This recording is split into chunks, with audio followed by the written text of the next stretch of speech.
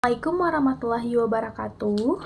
Salam sejahtera bagi kita semua. Yang terhormat dosen pengampu mata kuliah telaah kurikulum dan Kapita Selekta Sekolah Dasar, Bapak Dr. Haji Roni Mugara MPD dan teman-teman sekalian. Perkenalkan, nama saya Ali Alfitri dengan NIM 22060044. Di sini saya akan mempresentasikan mengenai negara Australia.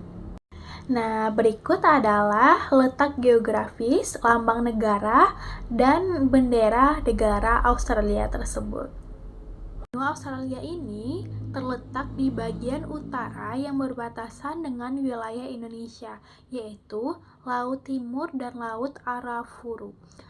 Selain itu, bagian selatan Australia itu berbatasan dengan wilayah Indonesia, yaitu Samudra Hindia dan Samudra Antartika. Dan bagian barat berbatasan dengan Samudra Hindia. Nah, itulah perbatasan yang ada di negara Australia. Mengenai ibu kota dari negara Australia. Ibu kota dari negara Australia yaitu Canberra. Terus kota terbesar yang ada di sana yaitu Sydney. Bahasa resmi yang digunakan tidak ada. Bahasa nasional mereka adalah bahasa Inggris. Pemerintahan yang dianut oleh negara Australia yaitu Federal Parliamentary Monarchy Constitutional.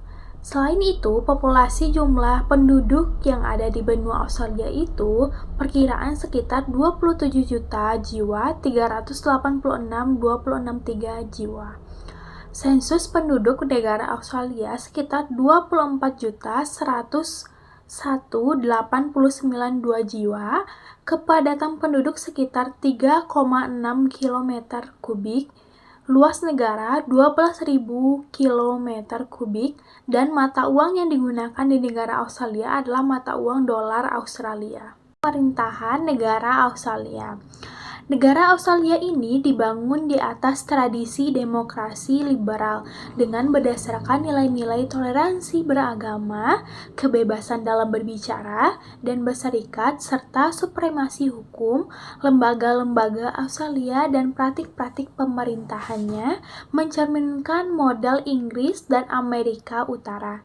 Selain itu, pemerintahan Australia juga memiliki yang pertama, pemerintahan yang bertanggung jawab karena salah satu demokrasi tertua dan dilestarikan di dunia, dan pemakmuran negara Australia itu didirikan pada tahun 1901 dengan berlakunya pemerintahan federal Australia yang pertama.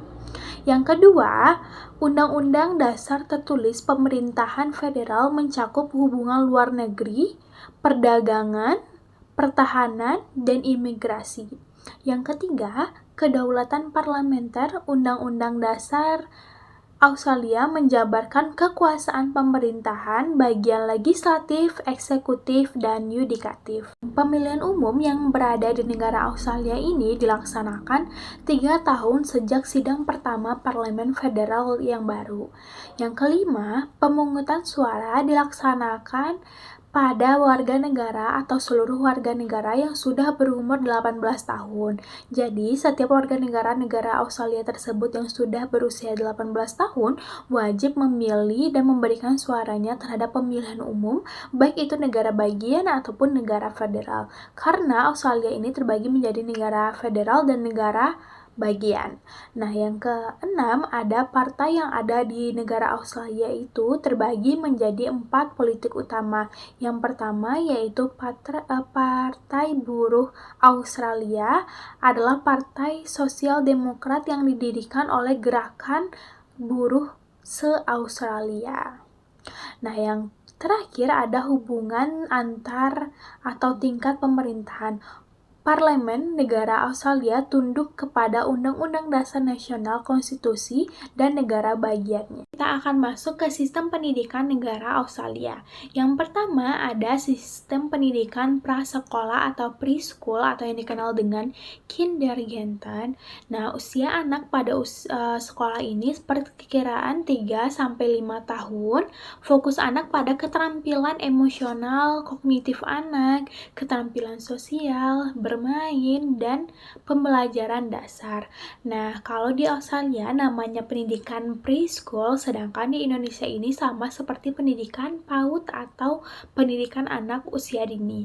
Yang kedua, ada pendidikan dasar atau primary school. Nah, usia anak pada primary school ini perkiraan dari 5 tahun sampai 12 tahun. Fokus pembelajaran mereka mengenai dasar-dasar literasi seperti membaca, menulis, numerasi, dan ada juga pembelajaran matematika, pengenalan sains, sejarah, pendidikan jasmani, seni, dan bahasa. Nah, pendidikan primary school ini sama seperti di Indonesia seperti sekolah dasarnya. Jadi, di Australia bernama primary school dan di Indonesia ini bernama pendidikan dasar atau SD. Nah, yang ketiga ada pendidikan menengah atau secondary school. Nah, usia secondary school ini perkiraan dari 12 sampai 18 tahun. Lama pendidikan ini sekitar tingkat 7 sampai tingkat 10 atau sekitar 4 tahun mereka berada di pendidikan menengahnya. Pada pendidikan menengah ini mereka akan membahas mengenai dasar-dasar pendidikan menengah dengan kurikulum yang luas seperti matematika, bahasa Inggris, olahraga, seni, dan teknologi. Yang kedua ada tingkat menengah atas, jadi kelas mereka kelas 11 sampai kelas 12. Lebih fokus terhadap mata pelajaran sesuai dengan minat dan bakat mereka. Kejuruan atau pelatihan yang disingkat dengan FET. Nah, diselenggarakan oleh Technical and Future Education serta lembaga pelatihan swasta dan mendapatkan sertifikat dan diploma yang diperoleh dari sistem FET.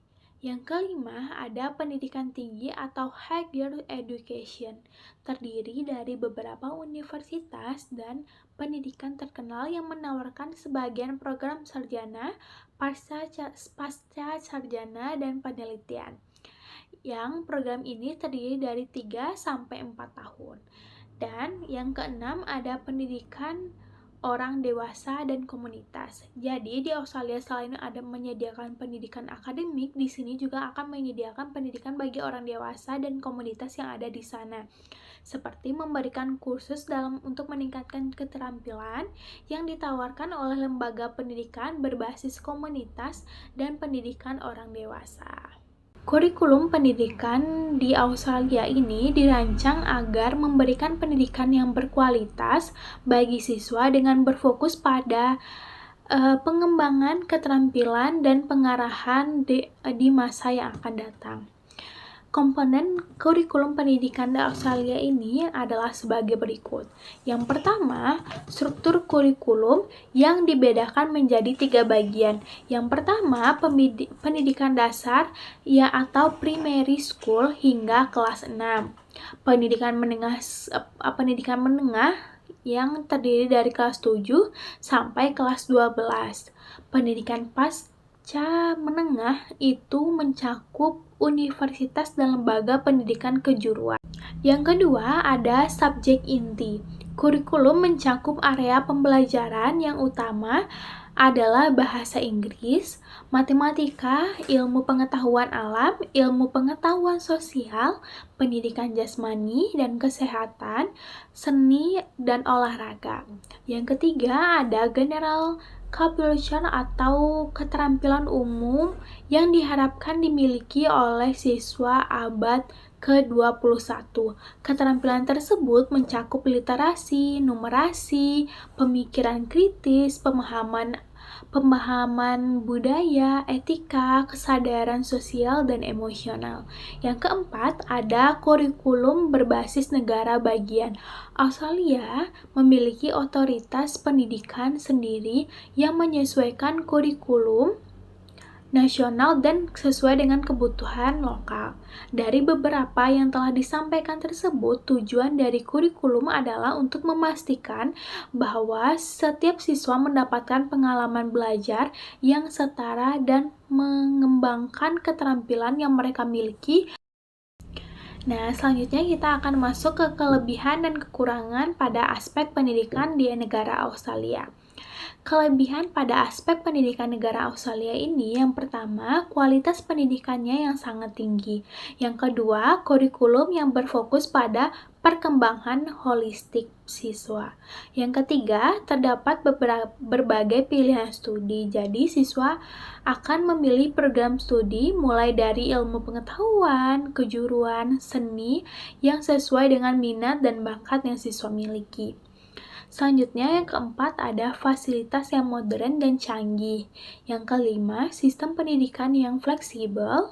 Yang keenam, kualitas yang diakui secara internasional, dan bahkan pendidikan di Australia juga sering diminati oleh orang-orang yang di luar Australia.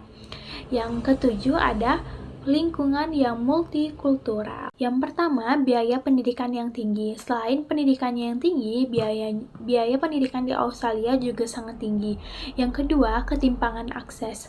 Terdapat perbedaan antara siswa kota besar dengan siswa perdesaan karena aksesnya lebih baik di siswa perkotaan, sehingga siswa perdesaan itu jarang, sehingga terdapat pertimpangan. Yang ketiga, tingkat stres siswa. Terdapat tekanan akademik terutama siswa menengah karena sistem penilaian yang lebih ketat dan ekspektasi yang sangat tinggi. Yang keempat, fokus pada pengujian standar. Hal-hal ini bisa mengurangi fleksibilitas dalam pembelajaran dan menghambat kreativitas serta pemikiran kritis siswa.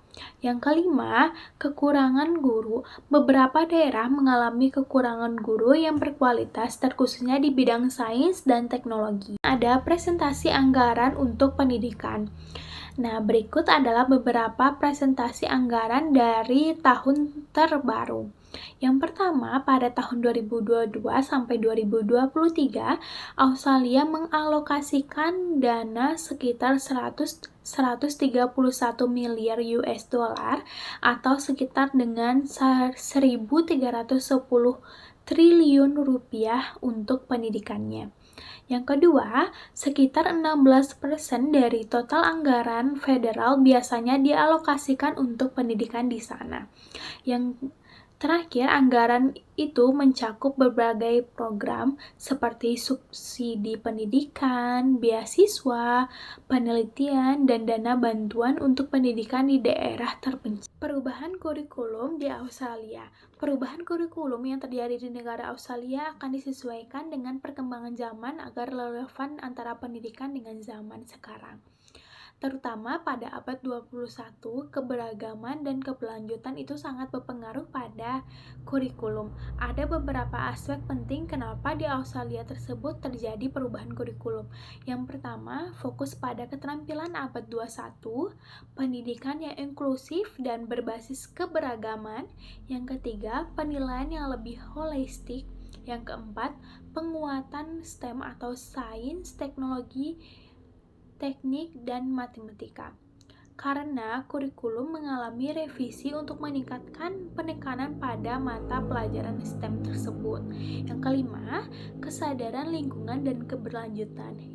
Gaji guru di Australia tergantung pada posisi mereka dan pengalaman. Sekitar 98.000 US dollar, yang berarti jika dirupiahkan itu sekitar 1 miliar per tahunnya bagi guru yang berpengalaman. Sedangkan untuk per bulannya, guru yang berpengalaman di Australia itu mendapatkan sekitar 8.166 US dollar atau jika dirupiahkan sekitar 84 juta untuk guru yang berpengalaman. Sedangkan untuk guru yang pemula sekitar 60.000 US dollar per tahunnya atau jika dirupiahkan sekitar 624 juta rupiah. Dan untuk per bulannya, guru pemula akan mendapatkan 5.000 US dollar atau sekitar 52 juta per bulan jika dirupiahkan. Sekian presentasi dari saya. Terima kasih atas perhatiannya. Wabillahi taufiq wal hidayah. Wassalamualaikum warahmatullahi wabarakatuh.